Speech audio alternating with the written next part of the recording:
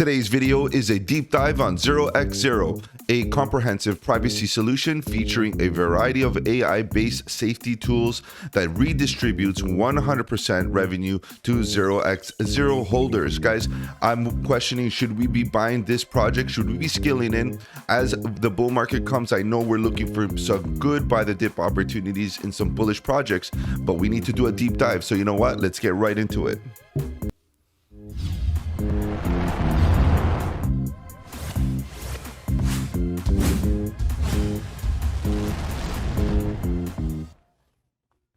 All right, guys, if you're new to the channel, welcome. On the channel, we talk about cryptocurrency. We look at all kinds of projects.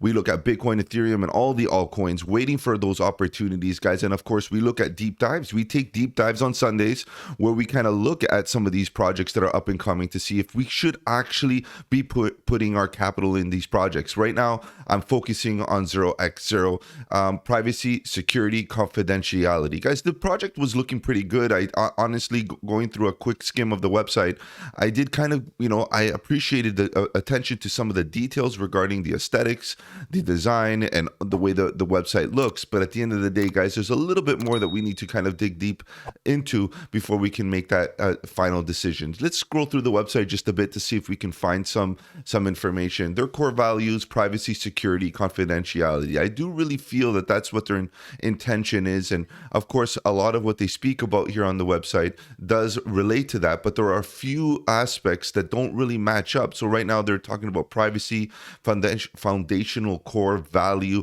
emphasizing user data protection and transaction confidentiality.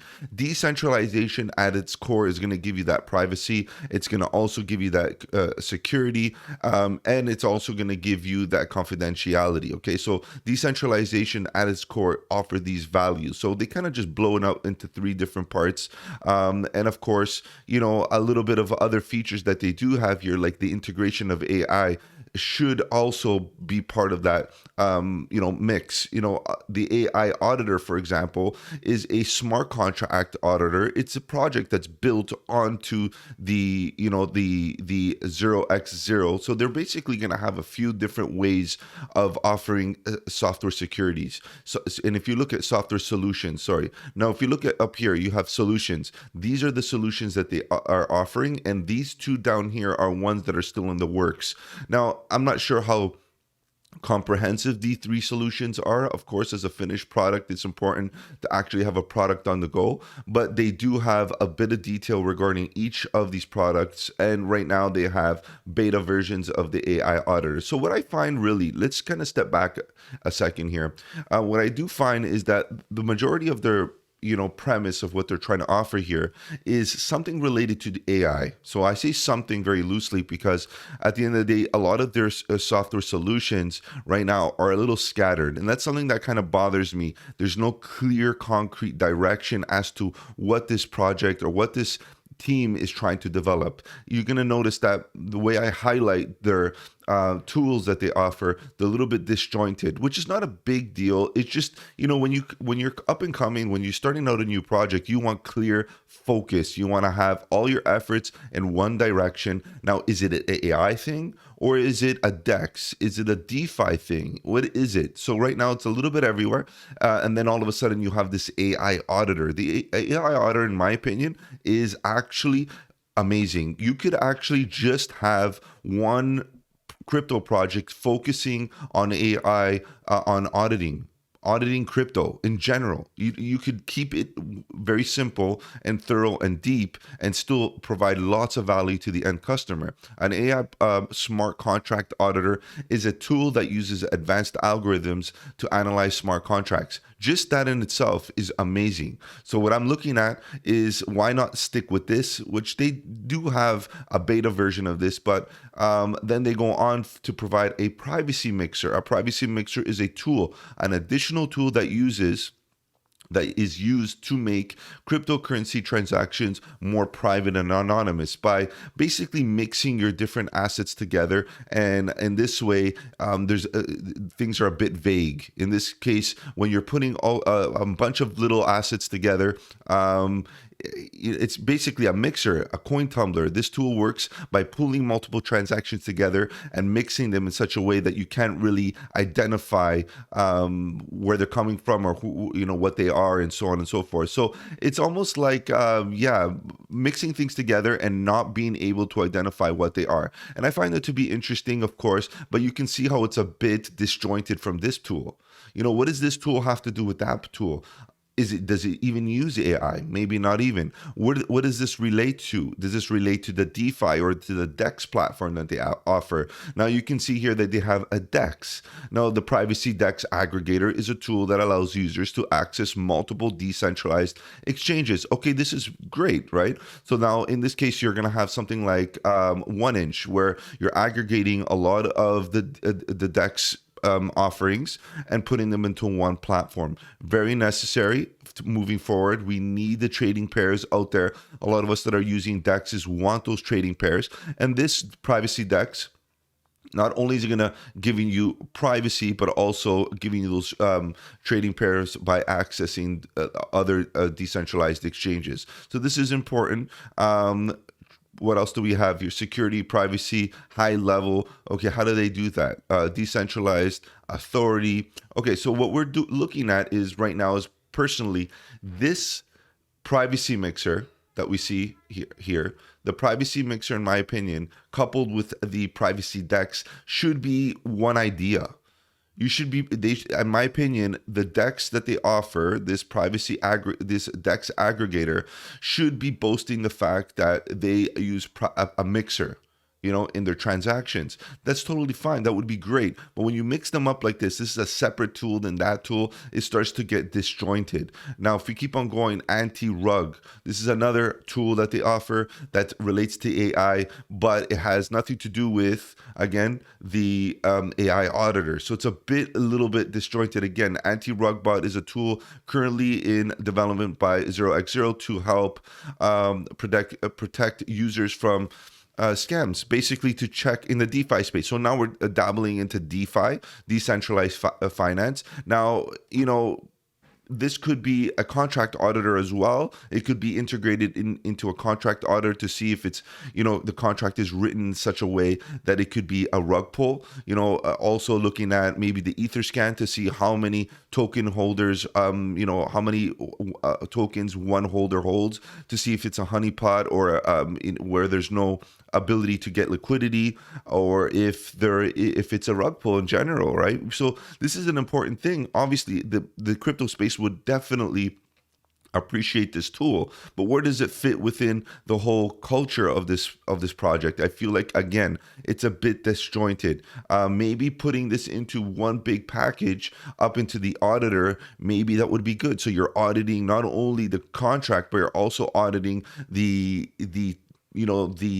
overall standing or the current development of the project to see if it is if it's a rug pull or not. So this is a great feature, but again, repackaging, remarketing would be very, very useful. And then a developer hub, an AI developer hub. It's a platform which 0x0 that allows users to deploy their own custom smart contracts written by in-house AI. So again, now they're dabbling into AI and smart contracts and no coding knowledge. Of course, this is great. But then again, where does this fit into the DEX?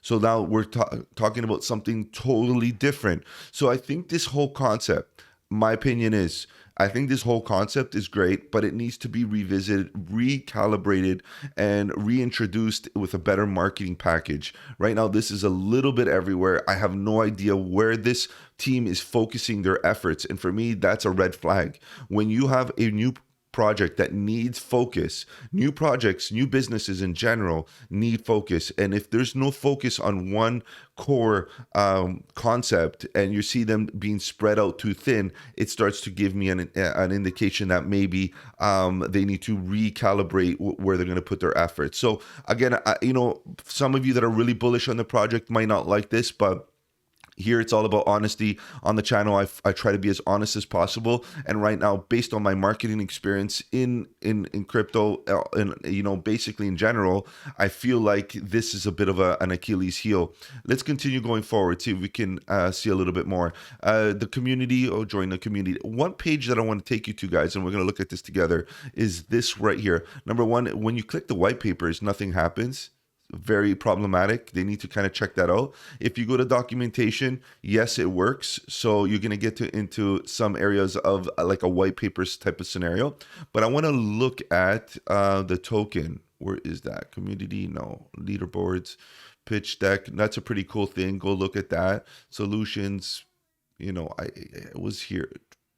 Token right here, 0x0, the token. Let's go check that out. And for me, platform token, this would be like maybe talking about tokenomics, which is very interesting. And the ecosystem, we kind of touched upon that in a sec. And you'll notice that there's not really any third-party applications other than their own applications, which we already talked about. Okay, so let's continue looking at here, the token info.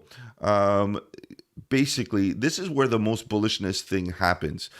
And a lot of people are going to find this interesting because when they see that number 100% returns to token holders, that is obviously very enticing. But we got to question, always think critically, 100% of what? And again, there's no clarity here. There's no clarity as to say 100% of this portion of the fees. Okay, let's get into this a little bit more detail. I feel like I'm jumping the gun. Basically, the ecosystems provide a unique case that allows users to earn passive income. This is great. A lot of people will like this. How are you going to earn the passive income? Number one, all the tokens are already in distribution. So this evaluation is already fully diluted, which is good. And then you'll have about 10% that's held in a burn address. So a deflationary type of thing, trying to reduce the circulating supply, which is a good thing because it should put pressure on price to go up eventually. To acquire the token, okay, you're going to go and get it on Uniswap, and I think a couple other L-Bank has liquidity there to get your own share of tokens. Self-custody is obviously recommended, given that that's one of the secure ways for you to be able to receive the revenue, basically your share of the trading fees. So let's get into that a little bit more detail. I think there is, let me scroll down quickly if they get into a bit more detail again. Yes, they talk about, okay, so let's talk about this aspect. The token incorporates a 5% tax on transfer, serving as a crucial mechanism to sustain the project financial operations. So this 5% is basically a tax that goes towards different activities or different obligations that they have. But in the obligation list, this tax is vital in generating revenue to support various initiatives, including the development of utilities, okay, robust marketing campaigns, strategic buyback and burn programs, provisions of liquidity to reduce price volatility. This is questionable. And fair compensation for dedicated full-time efforts of the team, given everybody needs to, eat. So in this case, this is totally fine. But the question is, what does this mean? Okay, so the 5% fees collected from the tax on transfers are automatically converted to ETH and deposited into the project's marketing wallet. Fine, which is located at, and it's fully transparent, which is good. Now, this is problematic. The strategic allocation ensures the availability of financial fine in order to maintain stability and mitigate significant price declines. The team occasionally removes tokens from the contract, which I'm assuming this token wallet, I think the wording here is very vague and unclear. This strategic action reduces the scale of auto swaps to ETH, effectively preserving the balanced token price and promoting a healthy market environment. For me, this whole little paragraph does not spell to me decentralization. Okay, so it bothers me a little bit. We need more clarity. Once you start saying that the team has the ability to manipulate funds within a contract, you better speak clearly and you better come up with some transparency. Okay, this for me is problematic. This sentence right here needs a little bit more focus. So at the end of the day, I like what they're trying to do here, but this right here creates a lot of red flags for me. Okay. So the token contract is fully renounced, which is great for decentralization. Exemplifying its commitment, which is great. Okay, so for further details, fine. So what I want to show you here is that 100% coming soon. So again, this is the price holders coming soon. Sure. Where do they talk about the 100% distribution of how you make passive income? It's got to be here somewhere. Okay, let's look at some of the documentation. Let's click here. I might have skipped over it in one of these websites pages. Tokenomics. Okay, let's see here. Would be considered the white paper. Okay, and although that link didn't work, you have to go into documents to kind of see it, which is fine. But they got to fix this up. Thesis, privacy. Okay, this is good. Obviously, a little bit of repetition. The roadmap, guys. The roadmap for me was a bit problematic. Nonetheless, it's so vague. Like, what do you mean Q1, Q2, Q3, Q4? In which year? In 2030? Like, no one knows. This doesn't give you any clarity, no clear. And you can see that based on each Q1 and Q2, their efforts are spread amongst all those 4 or 5 different tools that they offer that are again disjointed, meaning that their efforts in each quarter and in whichever year they're suggesting is going to be spread thin amongst all those tools. So we got to understand that either this team is going to be really big, or there's some magic needs to happen here. Okay, so something to consider. Buyback and burns, dividends. This is probably where we want to see. So also spread, bring more users, sure, DEX aggregator, passive income. And again, nothing really clear as to how you're going to achieve this income from where. It's all about the trading fees. And again, they don't define what the trading fees. Is it that 5% tax, or is it another trading fee that we need to be aware of, right? So this is obviously something to kind of, try to clarify. Let's see if we have any detail here. Nothing whatsoever. Nothing whatsoever. Okay, let's go back to the website and kind of dig around a little bit more. Solutions. We have our different solutions here. Okay, we have our community events, knowledge base, leaderboard, events. Great. White paper, documentation, pitch deck, media kit. Let's take a look at this pitch deck. What is this? Okay, so a couple of slides on a PDF. Sure. The vision, the mission, very clear. I like this. This is good because then this is really good. Okay, this is something to consider.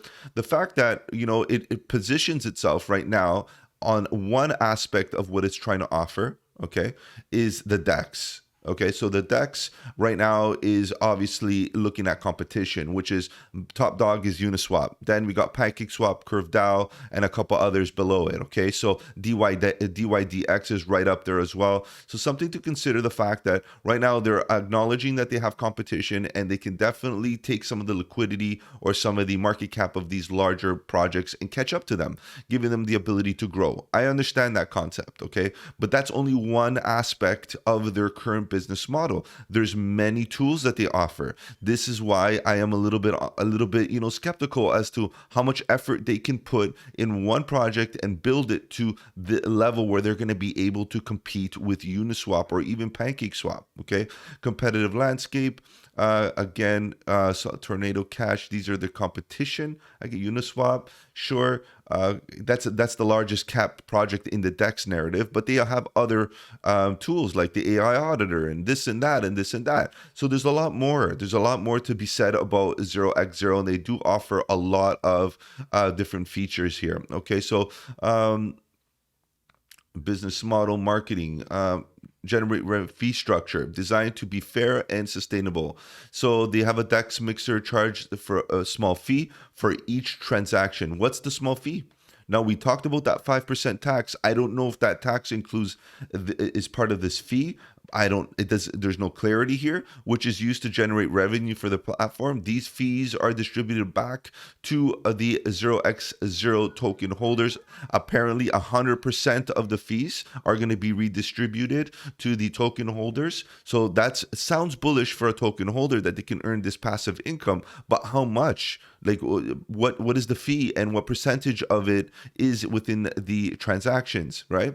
ETH providing passive income. great. Assume total supply. Again, this is assuming total supply, but at the end of the day, there's no clarity here. In my opinion, it needs a little bit more clarity to actually give us some bullishness. Now, the team, guys, this is another pretty big red flag for me. The team, especially in a token, this is not an NFT. NFTs had a very common thing to see the team very, private, and that's fine, anonymous team. But here in the DeFi world, when you're talking about transactions and finance and all of these good stuff, guys, you really do need to be doxxed. You need to have a LinkedIn account. It's a very common practice. Now, what are they going to do based on, take my word for it? I'm a programmer. I'm a full stack developer. I'm a blockchain developer. I know Solidity. I know this. I know you can't, at the end of the day, it's all about a trust-based system is no longer a part of the blockchain culture. The trust-based system is gone. Right now, we need transparency, accountability, and everything that one says has to be written on the blockchain. So right now, this for me is a red flag. This is very unprofessional. None of this is necessary. A Twitter account is just going to give you a social presence, doesn't tell you exactly your background or how much experience you have in other blockchain projects. So for me, huge red flag.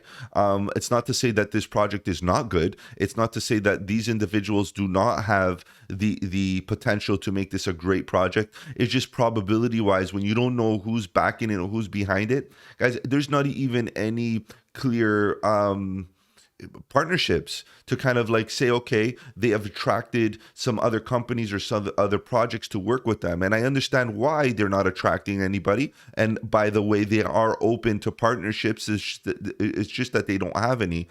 Being anonymous doesn't help the scenario. Your ability to use your name to network, it doesn't exist because you don't exist. You're anonymous, right? So this is something that we really need to take, in with a grain of salt. If you're really going to put a lot of value into this, and me personally, I rather get into a team that is fully doxed personally. Okay. Financial projection, of course, you can make up whatever projections you want, but we were definitely going to consider the top dogs, Uniswap, maybe a DYDX, maybe PancakeSwap.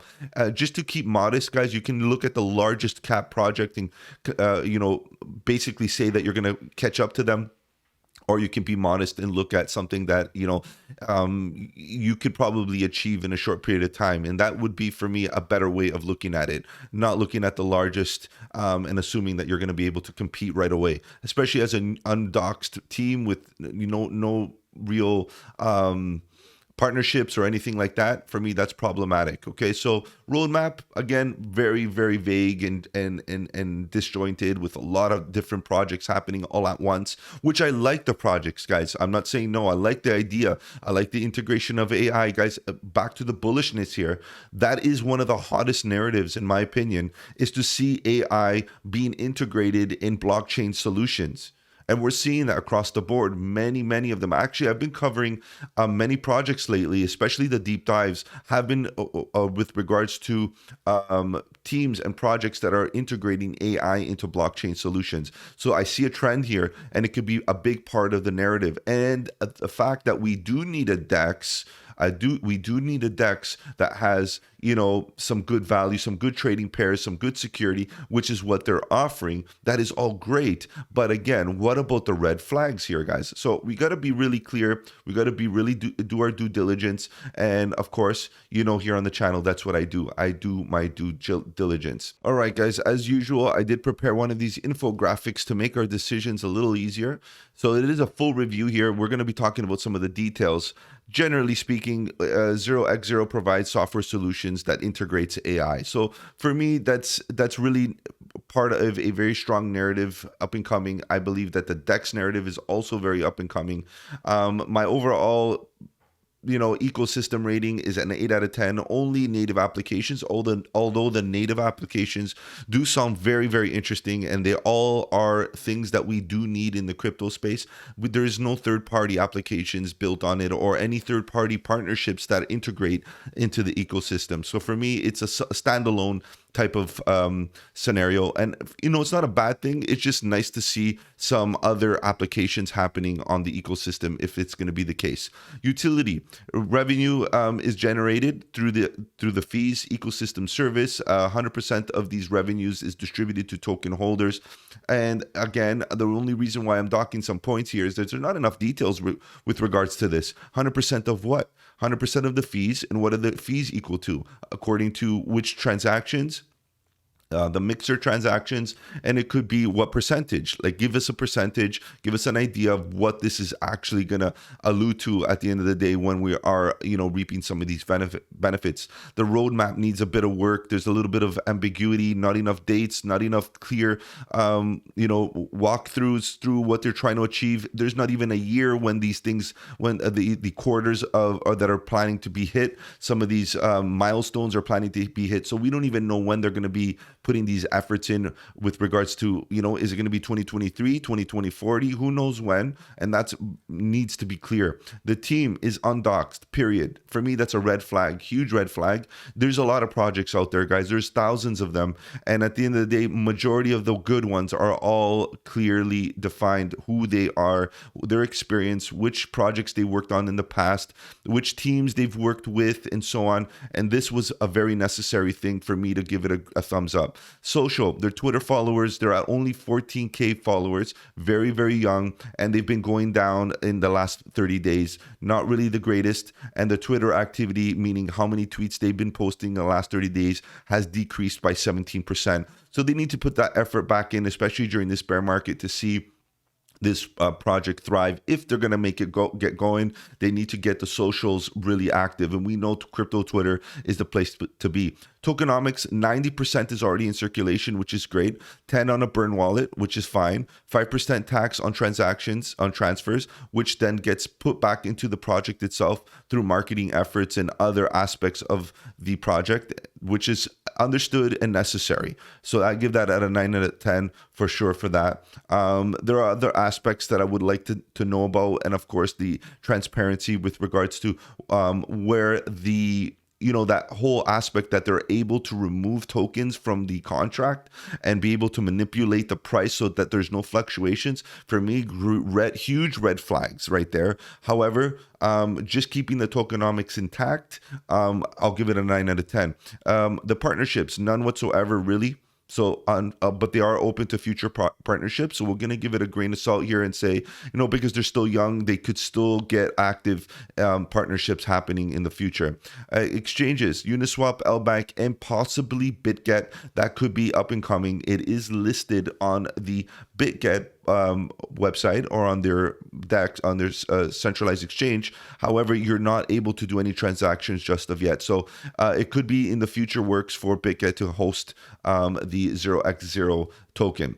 Coin info, the price right now, obviously it's fraction of it's about 6 cents, give or take. Market cap 55 million. So it is a micro cap, very low cap project. Trading volume is only 1%. Okay, 1% of the total supply, which for me is not the greatest. I would like a little bit more. And given the fact that it's only traded on Uniswap and LBank, of course, there's not much volume and liquidity there. But nonetheless, it's very low trading volume, not enough activity for me. So that could be an indication of a very inactive community. So that's the thing. We need that community to grow. We need to see volume in other exchanges, and then maybe the trading volume will increase. Supply, self-reported, problematic there. You can go on CoinGecko or CoinMarketCap and you'll see, and on their website, they say that there are 891 million self-reported circulating supply, nothing verified or confirmed. And that's a very unfortunate thing. Again, transparency, a bit of a red flag here for me as well. Max supply, 1 billion tokens. Why do we need 1 billion tokens? It's because they're going to have a lot of tools. And as you can see right now, there's many tools with different use cases. Fully diluted, 61 million. If this project tends to get or does go where it needs to go and where we think it could go, it could definitely reach a lot higher. 61 million is very, very little. Okay, so my overall verdict, I'm going to give this project, unfortunately, for those of you that are really bullish, I'm going to give it a 6 out of 10. There's still a lot to be done on that website. couple of links not working. The team has no real clarity. They're undoxed. The integration into blockchain solutions is a hot narrative, and I do respect that. And I do see that that's going to be a hot narrative going forward, and they're in the right track with what they're trying to achieve. So I give them a good positive feedback for that. Working on DeFi application that focuses on decentralization. We know DeFi and the DEX narrative is going to be very, very hot as well, in my opinion. So I think that those 2 points right there in the verdict are definitely coupled together, looking very strong. One of the main issues is the transparency with the tokenomics and the team. The team is not doxed. The roadmap is very broad and not clear. Software solutions are not cohesive. I'm not sure if they just need to repackage their tools and the way they present them on the website, but there's a lot of disjointed ideas there. Twitter account is small, fine, but they're losing a bit of traction in the last 30 days. They need to get going. Don't lose the strength, because socials and hype is all related to how much volume you're going to get. And that's what we kind of see here right now. The volume is lacking. All tokens are in circulation, which is a positive. No real pressure, negative pressure on price as dilution could happen, but it won't happen because they're all in circulation. No risk of dilution. 12x to reach CRV. Okay, so CRV, let's be clear, is a DEX that focuses on stablecoin trading. Fine, but it's still a larger cap decentralized exchange. And then we look at DYDX, which is a one of the top three. I think it's about 300 million market cap. Let's say 6x to reach DYDX, and that would be very, very modest. For me, I would keep in mind a 6x for now. If we could get to a 6x, given that 0x0 reaches all its goals and it kind of clarifies some of its efforts, we could get to a price at about 35 cents. But guys, my rating at 6 out of 10 still stands. I feel like there's a little bit more that needs to be done here to improve the overall project and the way we perceive the project going forward. Guys, if you appreciated what I offered you here in this video, do the channel a huge favor and slap the like button. It does really help out with the algorithm. If you have any projects you want me to cover on the channel, let me know in the comment section below. You can hit me up on the socials. The links are in the description. And of course, check out that Discord group, guys. We got a Discord happening. The links are in the description. The community is growing. It's a great place to interact. Take care, guys. Have a good one. And don't forget, buy the dip.